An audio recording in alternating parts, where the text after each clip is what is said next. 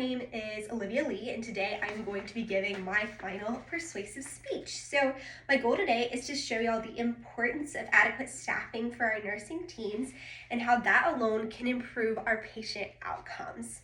So have you ever experienced a long wait time or felt that the medical staff were rushed during your care?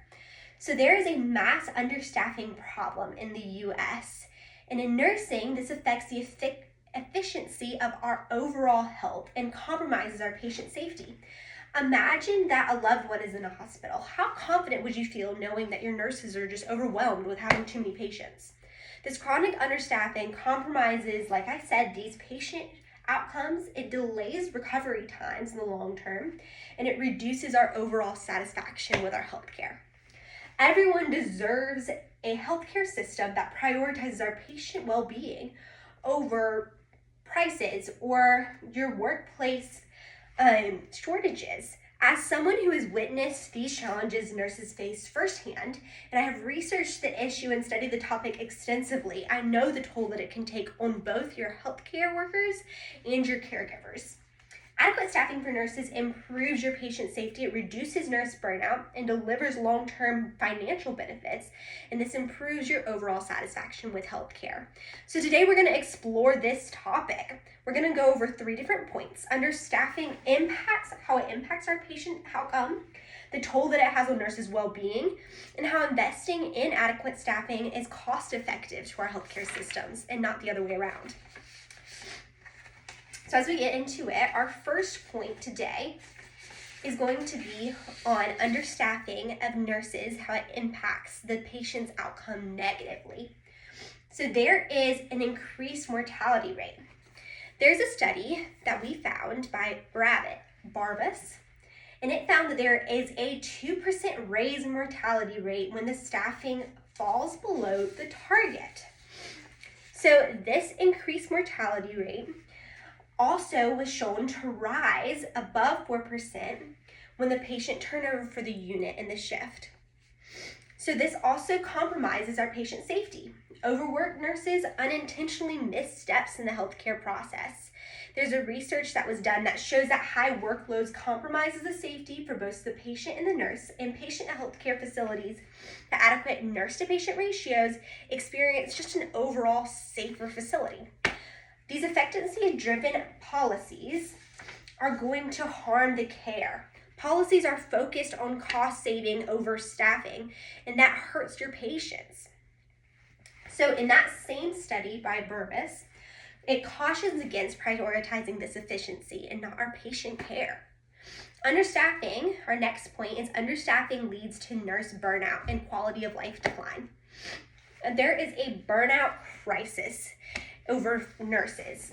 There was a study that we did by Levins that we found, and it reveals that there is an insufficient staffing and it leads to excessive workloads that are driving burnout to critical levels for our nurses. There is a personal and professional toll on these nurses. Burnout not only affects the nurses' work performance, but it also destroys their overall well-being in their personal lives. And burnout worsens this understaffing issue. The cycle of burnout is making the understaffing problems way worse. In the Levins study, it notes that there is a vicious cycle of burnout, and it causes nurses to leave the profession, and that further worsens this understaffing problem.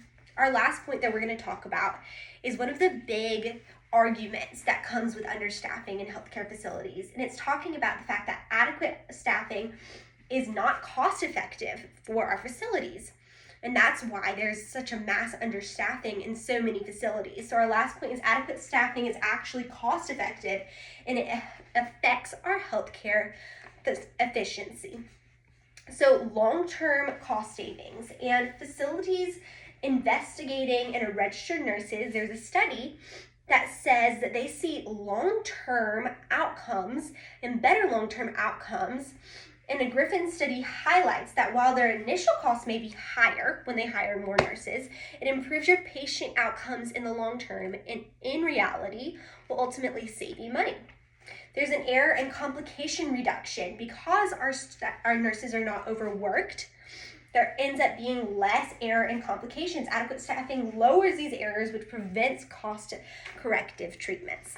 The last one that we're going to talk about is operational efficiency.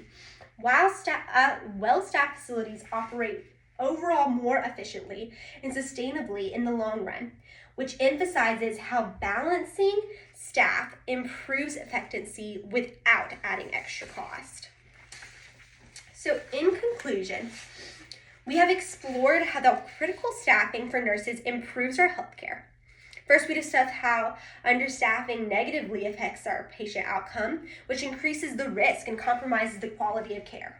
Second, we look at how understaffing leads to nurse burnout, and this affects not only their professional life, but their well-being and their personal life as well. And finally, we address the misconception that is argued in so many healthcare facilities all around the United States of how adequate staffing is just too costly. We demonstrate that it is in fact cost-effective and it improves healthcare efficiency in our long run. The benefit of sufficient nursing staff extend beyond any statistics. These benefits impact the patient's lives as well as the nurses' lives and their families. When you or a loved one needs medical care, we need to be able to be confident in our medical staff. And this type of confidence can only happen when facilities are adequately staffed. It is time for us as a society and as people in America to advocate for our nurses' rights and proper staffing for our healthcare facilities. Together, we can make an impact by supporting the nurses in our community and speaking up in hospitals and doctors' offices and sharing the messages on social media. We can start to make this difference and hopefully make an impact not only for the patients, but also for the nurses and their well-being. Thank you so much for listening.